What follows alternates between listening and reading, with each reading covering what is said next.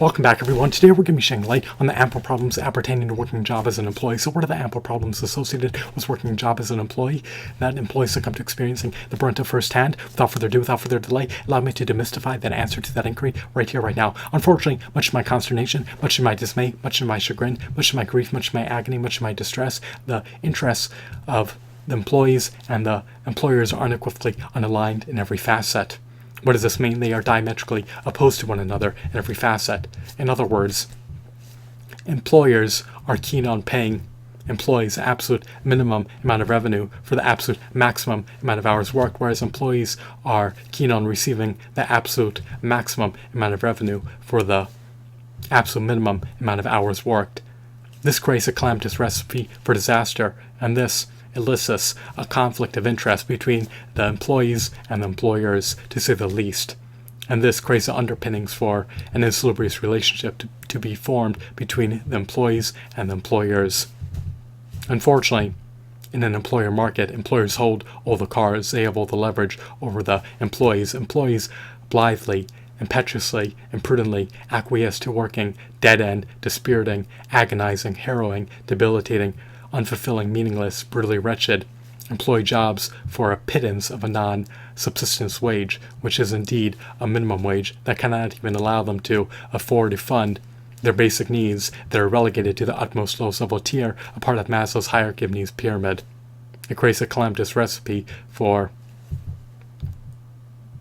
having a bleak, grim, inauspicious future that is fraught with insurmountable debt, chronic poverty, indigence, and of course, destitution. Nothing salubrious can ever ensue from acquiescing to working an employee job. When you work an employee job, you are borrowing equity out of your sacrosanct, indispensable, non-replenishable, finite, precious, invaluable time for a pittance of a non-subsistence wage. Furthermore, you're also borrowing equity out of your life, health, future wealth, dignity, happiness, and well-being for a non-subsistence wage. It just does not make a monicum of any sense. And what are the hidden covert costs appertaining to working an employee job? Well, when you work an employee job, you're incessantly being besieged by acute chronic stressors. When you work an employee job, you're succumbing to chronic stress, chronic burnout, chronic fatigue, telomere shortening, chromosome unraveling, accelerated cellular aging, an increased mortality rate, a decreased longevity rate, and you're rendering yourself all the more prone to contracting a deleterious, perilous, lethal, chronic disease that can easily shave off decades of your life and significantly truncate your lifespan. So, the opportunity cost of working an employee job is indeed loftier than most people presume it is. When you work an employee job, you're forgoing the opportunity to pursue entrepreneurial pursuits. You're forgoing the opportunity to usher in a prosperous, abundant, auspicious, and robust future into your life, because an employee job does not pay any money on the back end. There's no pension, there's no benefits, and the wage that you do receive is infinitesimal. It's not a livable wage. A minimum wage is a non-subsistence wage. It does not allow you to afford to fund your basic needs, a part of Maslow's hierarchy of needs pyramid. It cannot even allow you to afford to rent a room.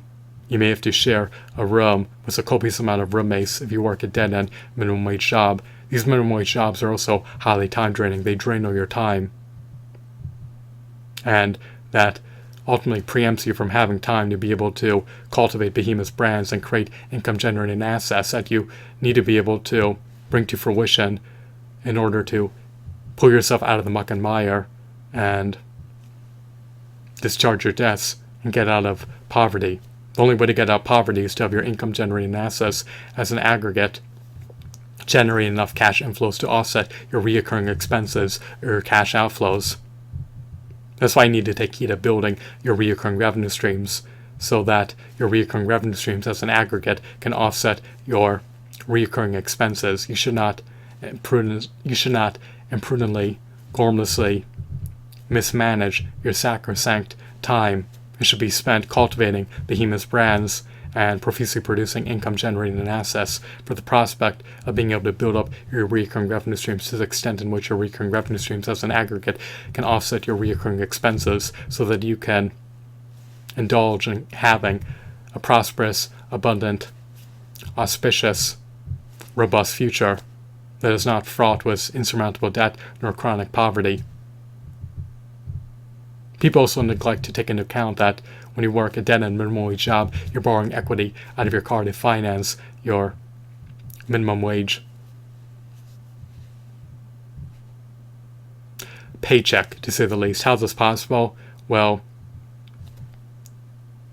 unfortunately, employers are reticent about allowing their employees to work remotely, even though it's far more efficacious to be able to perform the job remotely than it is to perform it in person. And when you have to commute to and from a work site, you are incurring additional car depreciation costs, additional fuel costs, additional oil change costs, and additional vehicular maintenance costs that could otherwise be avoidable if you were able to work remotely. And you're also squandering the opportunity to work for at least an additional 10 hours per week when you're commuting to and from the office if you have a long commute. And they do not reimburse you for fuel costs. They do not pay for vehicular repairs. They do not reimburse you for oil change costs. And they do not provide you with vehicle replacement costs. So you're really borrowing equity out of your vehicle to subsidize your infinitesimal minimum wage, which is a pittance of a non-subsistence wage. It's quite a shame and quite a pity, but it is what it is.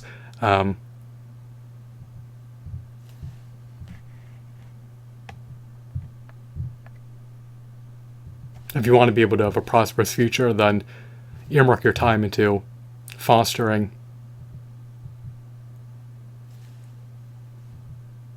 brand growth, create behemoth brands, and profusely produce income-generating assets. You can create videos,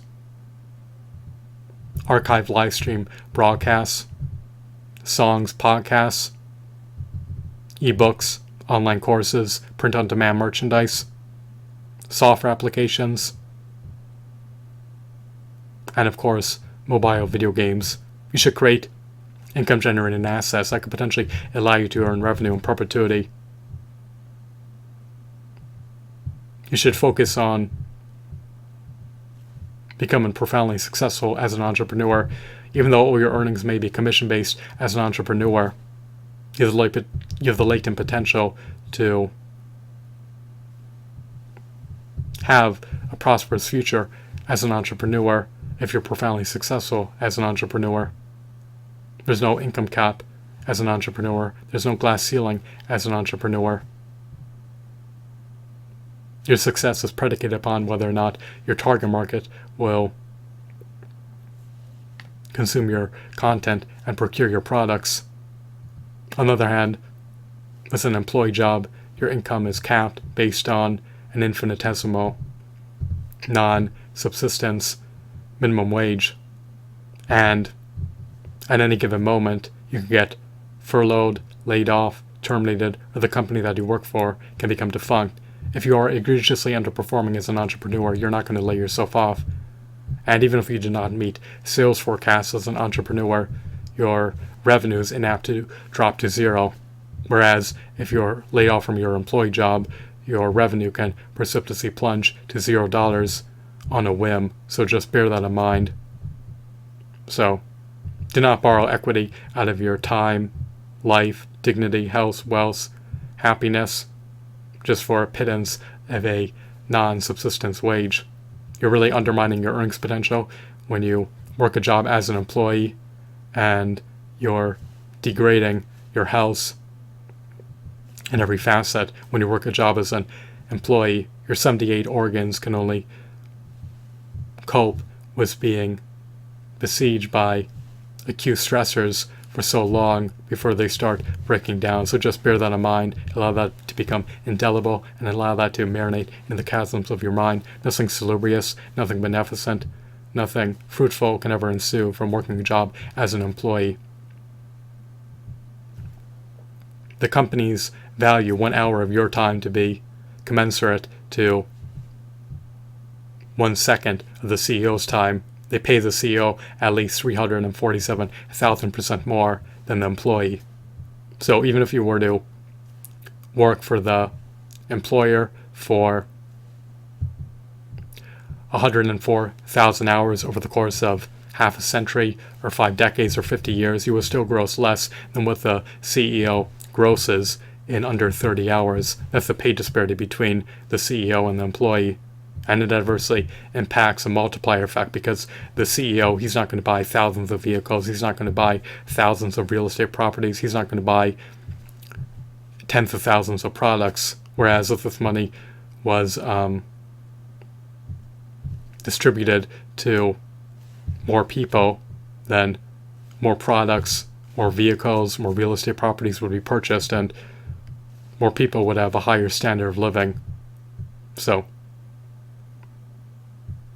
I also neglected to mention that if this money was distributed to more people